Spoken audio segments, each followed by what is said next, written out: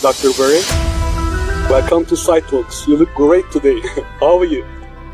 I'm doing fantastic. How are you? I'm very good, thank you. It's so nice to see you here. Today I want to talk to you about social inequality. So I prepared some questions for this. But before those questions, I'm really interested in your definition about social inequality. So could you please tell me, what is social inequality?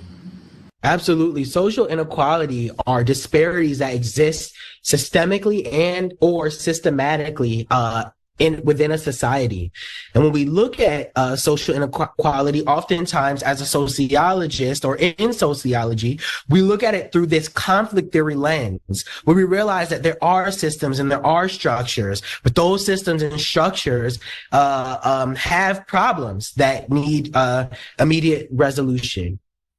Well, thank you for your answers. So my first question: how are individuals psychologically affected by social inequality?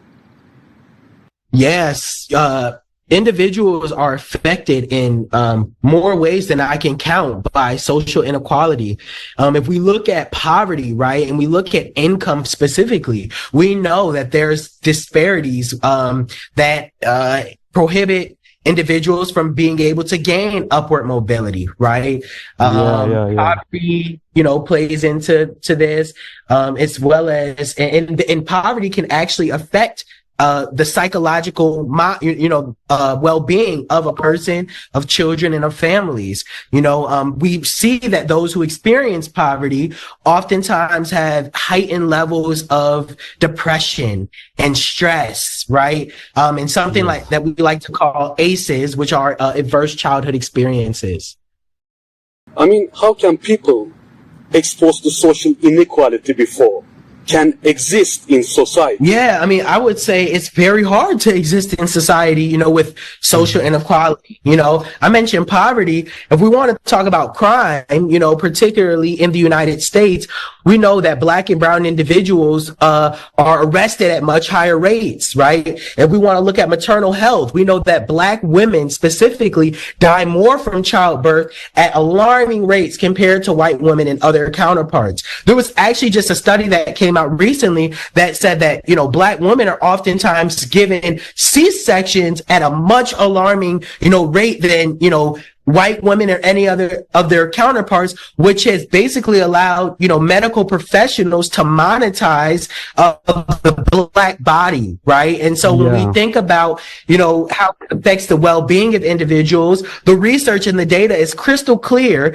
that, if we continue to not address these, social disparities that we see, and, we cover it up with something that I like to call Band-Aid reform and not actually healing the wound, then, children and women and families and the elderly and, some of our most vulnerable populations, will continue to suffer.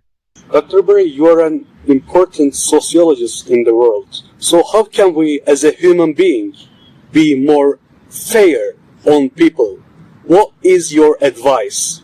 Yeah, I know that there was a lot of this talk about, there was an attack on America specifically on diversity, equity, and inclusion, right? And we know that diversity, equity, and inclusion is not only about Black and brown people, right? Exactly. Diversity, equity, inclusion, that includes the disabled. It includes, those who are marginalized, members of the LGBTQIA plus community. It includes, so many different individuals, those who might not identify as Christian, who might identify as Muslim, right? Diversity, has several different areas that have to be considered, right?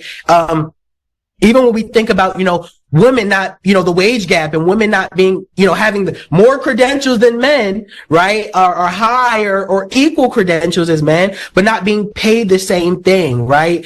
There are multiple groups that are experiencing negative bias where, they're not receiving what is equitable and what is due them. Thank you, Dr. Berry. Thank you for all your valuable answers. It was very special to meet you. And it was also very nice to meet you as a friend. I think the meeting we had today was very productive. Thank you very much for joining Psytalkz. See you. Goodbye. Thank you.